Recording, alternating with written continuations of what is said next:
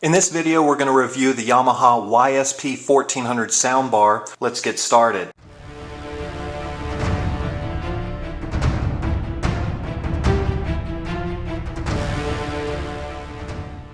The great thing about this design from Yamaha is that they've incorporated not only the experience of a 5.1 surround sound system, with the 0.1 being the subwoofer. They made it super easy for you because the subwoofers are actually built into the unit and they perform rather well. We were quite impressed with the deep, rich, resonant bass that this sound projector produced in all the genres, whether it was a movie or a music file or something to that effect. And right here toward the lower center of your screen, that's one of the grills that protects the subwoofer that's built into the left side of the soundbar. Now there's an identical one on the right side of the soundbar, and if you're comparing this soundbar to other manufacturers and makes, you'll notice that they don't necessarily have this built into it. But this is what separates, in our opinion, Yamaha's performance from the performance of different types of soundbars. Of course, you get the soundbar itself, and it measures 39 inches in length and it's just under 4 inches tall. Now, of course, you also get a remote control. It's pictured here. We use the remote extensively. It's well thought out. It works well. The package comes with 2 AA batteries for the remote control. Yamaha provides a paper owner's manual. That's always great. Now, the soundbar can be mounted on the wall, or you can set it right below your television as it's set on this tabletop right here. If you decide you want to mount it on the wall, Yamaha provided a very convenient, easy to install template here. I'm not going to show you the whole thing because I don't want to bore you with the details, but anyway, it's well thought out. It would make it very easy to install it on the wall. Additionally, Yamaha included a digital toss-link cable. We don't normally find these in the box with other soundbars that we've taken a look at. This is the highest quality cable that you would want to use when connecting the soundbar to your source. We're going to take a look at some of the connections on the back here.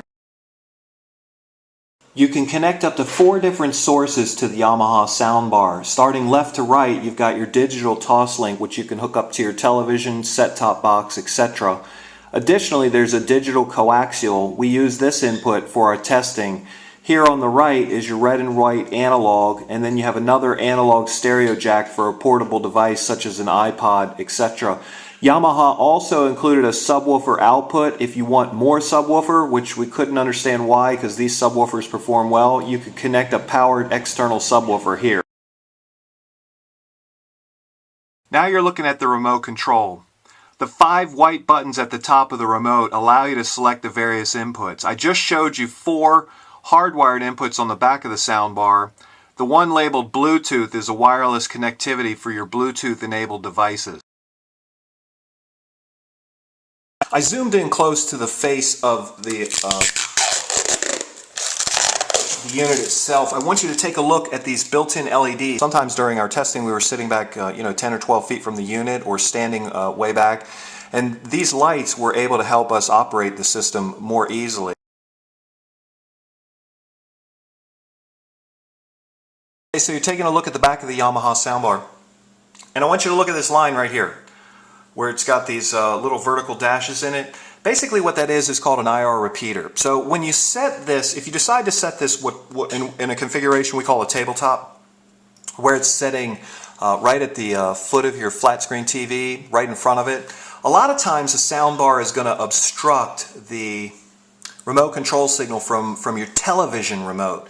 And with the Yamaha, that's not necessarily going to be the case, because what happens is you can turn this feature on and off as you choose, but it'll actually take your television remote control signal or any other signal, and it'll pass it through this what we call an IR emitter window. This is really unique to the Yamaha product, and if you're not super familiar with soundbars and you're kind of looking at which one to buy, if you buy a lesser brand or a cheaper one and it doesn't have this feature come in, then all of a sudden this feature becomes important because your remote stops working because the soundbar is blocking it. That's not the case with this particular soundbar right here.